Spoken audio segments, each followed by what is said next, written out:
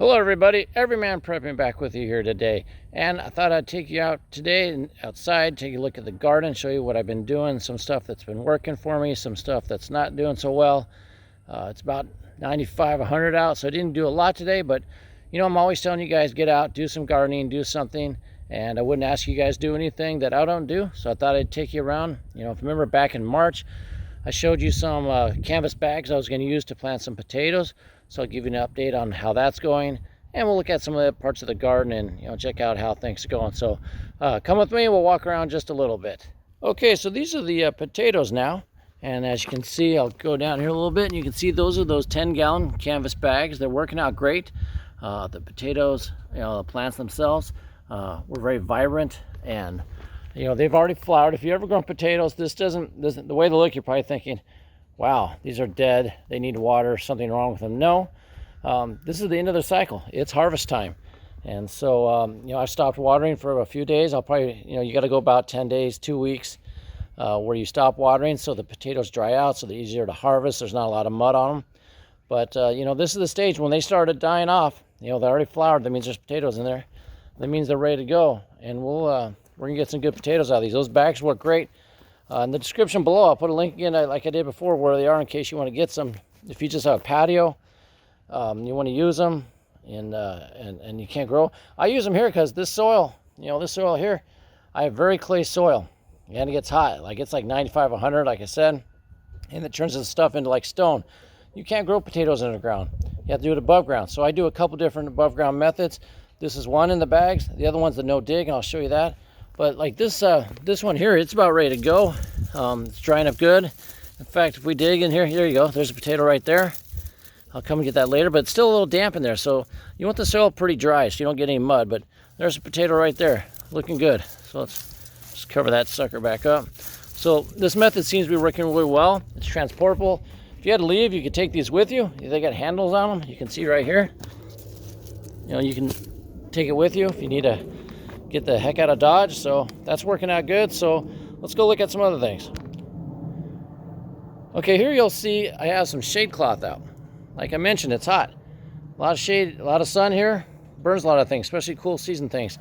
You'll see under here we got cucumbers, a little asparagus in the way, but there's cucumbers there, and there's kale back there.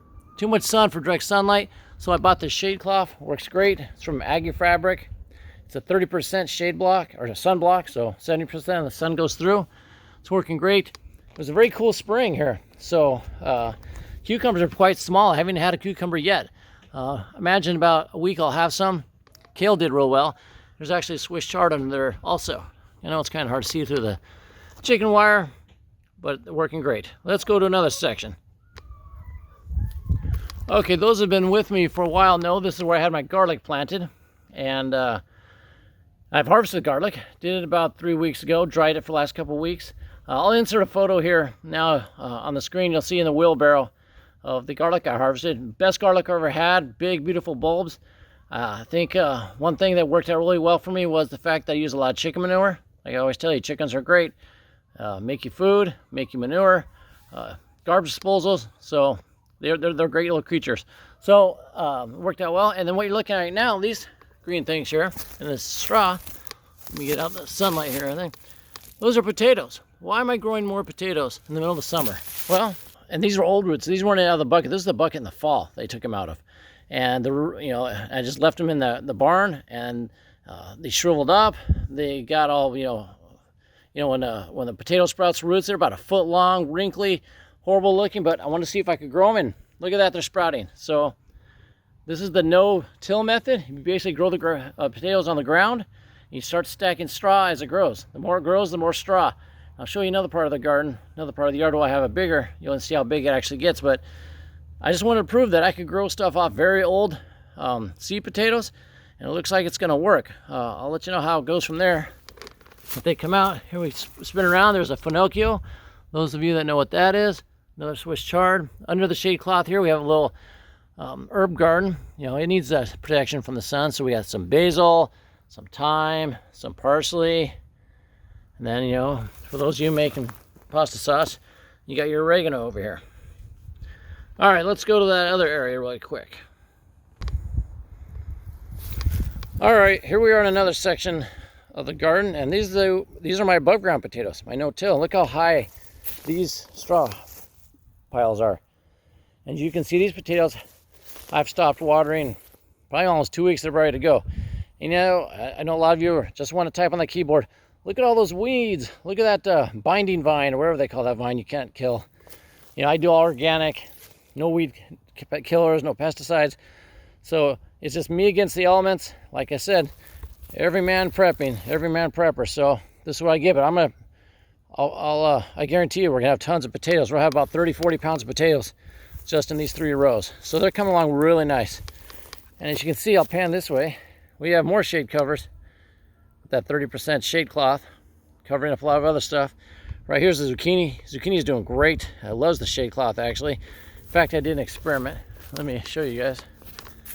So I have a zucchini row not in the shade cloth, and then a zucchini row in the shade cloth.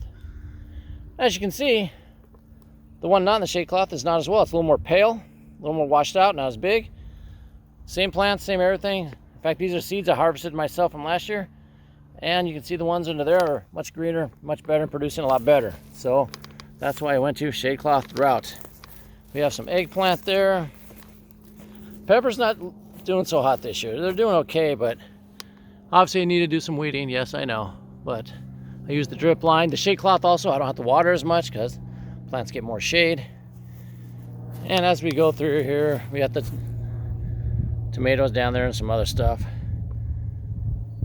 Okay, like I said, that's what I want to share with you today. I kind of paused the video, come back here in the shade because it's, like I said, super hot out there. So I figured I'd finish up in the shade here. So that's what I had so far. So what do we have good? We have good potatoes, good zucchini, pretty good peppers. Tomatoes, haven't had one yet. Like I said, very cool spring. All those tomatoes are green still. Haven't even had a red one yet. Waiting for that to happen. Okra is about knee high. I've got corn about knee high. So about 2-3 weeks behind on that also. But in the comments below, put how your garden's doing. You know, are you on track? How's it producing for you? I'm doing about average. I think I'll have a good harvest. Good time to can coming up here, you know, in August, September. So pretty happy with it so far. As long as this heat spell doesn't last too long, it should be okay. But if not, we're gonna probably have to do some more watering and other stuff to make sure, you know, the garden keeps up like it should. So that's all I have for you today. Hope you enjoyed this quick little tour. And until next time, keep your ear to the ground, head on a swivel.